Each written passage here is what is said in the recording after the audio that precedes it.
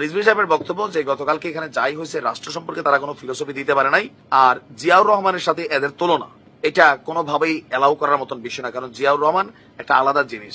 ছাত্ররা মনে করছে যে জিয়াউর রহমান আর এখানে আলাদা কিছু নাই, আমরাই এখন অনেক কিছু, ভবিষ্যতে আমরা দেশকে গড়ব।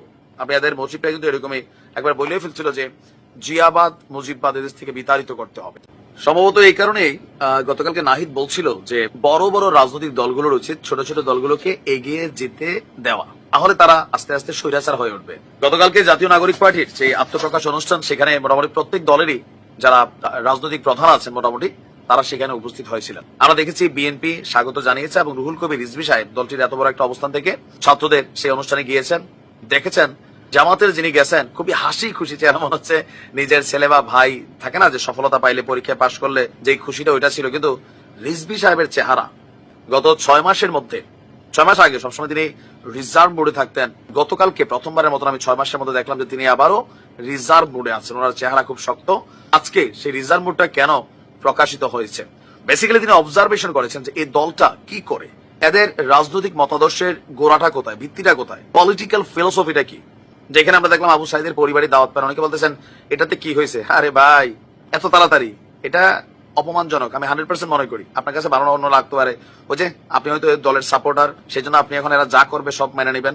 আবু সাইদ রিনিয়া যে ইতিহাস শুরু, আবু সাইদ রিনিয়া প্রতিদিন যারা মুখে ফেনা তোলে, আবু সাইদের পরিবারের একটা চেয়ার অথবা একটা জায়গা ওই মঞ্চে দরকার ছিল, ছবিতে না। বঙ্গবন্ধুর ছবি জুলিয়া আওয়ামী লীগের তারা খালি মনে করতো যে বঙ্গবন্ধুর চেতনা বঙ্গবন্ধুর আদর্শ আসলে ছিল, জিয়ার ছবি জুলিয়া সবাই মনে করে যে জিয়াউর রহমানের চেতনা আদর্শ আসলে কি তাই, ভিতরে ভিতরে সবগুলো হারামি, যার কারণে দলগুলোর 12টা বাজে গেছে।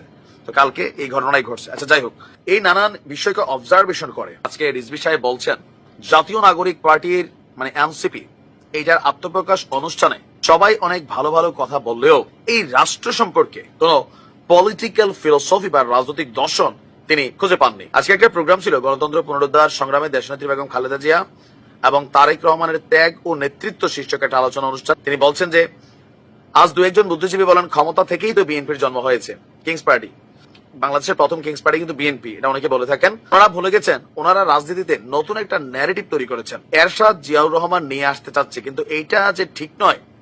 জিয়া যে অন্য মাত্রার অন্য কিছু, জিয়া একটি নতুন দর্শন দিয়েছেন। আজ অনেকে দল করছেন, আমি গতকাল যারা নতুন দল করেছেন তাদের ওখানে উপস্থিত ছিলাম, তারা অনেক ভালো ভালো কথা বলেছেন রাষ্ট্র সম্পর্কে, কিন্তু কোন রকম পলিটিক্যাল ফিলোসফি আমি তাদের মধ্যে পাইনি।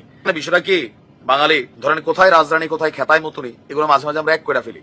আওয়ামী লীগের শাসনামলে একটা জিনিস হয়েছিল যে রাস্তার একটা কাজের বুয়া, বস্তির একটা নেশাখুর মালখুর, সেও যদি এসে শেখ হাসিনা নিয়ে 4টা কথা বলতো, বহুত জ্ঞানী শিক্ষিত মানুষ তার ফ্যান ফলোয়ার হয়ে যেত। আমরা খুব দ্রুত মাথায় তুলি, ঠিক আছে, আগে পিছে ভাবি না। তো রিজভী সাহেবের বক্তব্য যে গতকালকে এখানে যাই হয়েছে রাষ্ট্র সম্পর্কে তারা কোনো ফিলোসফি দিতে পারে নাই, আর জিয়াউর রহমানের সাথে এদের তুলনা এটা কোনোভাবেই এলাও করার মতন বিষয় না, কারণ জিয়াউর রহমান একটা আলাদা জিনিস। ছাত্ররা মনে করছে যে জিয়াউর রহমান আর এখানে আলাদা কিছু নাই, আমরাই এখন অনেক কিছু, ভবিষ্যতে আমরা দেশকে গড়ব।